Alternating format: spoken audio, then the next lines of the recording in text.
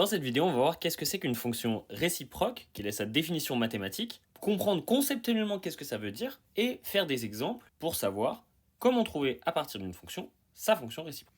Alors, généralement, pour les fonctions, on va partir d'un élément de départ qu'on appelle généralement x, qu'on va faire passer dans une boîte qui est la fonction, par exemple 2x plus 1, et ça va nous donner un résultat qui sera le y. Si par exemple le x il vaut 5 ici, on va faire 2 fois 5 plus 1, et donc notre y vaut 11. Ça, c'est comment les fonctions marchent normalement.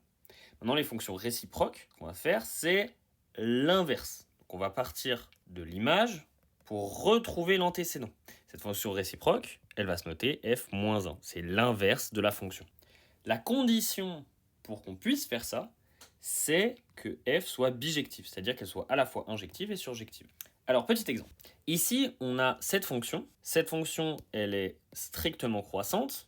Elle va de moins l'infini à plus l'infini. Vu qu'elle est strictement croissante, elle est nécessairement injective. Et elle couvre tous les axes des y, donc elle est surjective.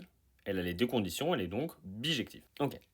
Maintenant qu'on a montré qu'elle était bijective sur R, ce qu'on va faire, c'est qu'on va écrire notre fonction y égale à 2x plus 3.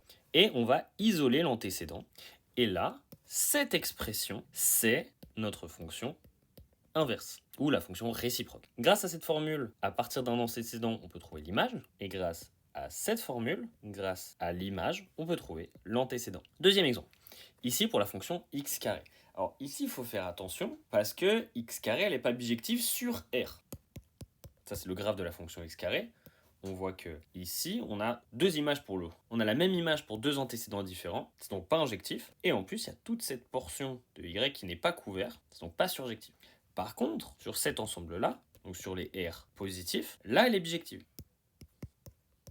Donc on va prendre juste sur les R positifs. On va poser la formule de base, isoler le x, et on a la fonction réciproque de la fonction carré qui est racine carrée. La seule condition, c'est qu'on soit sur les valeurs positives.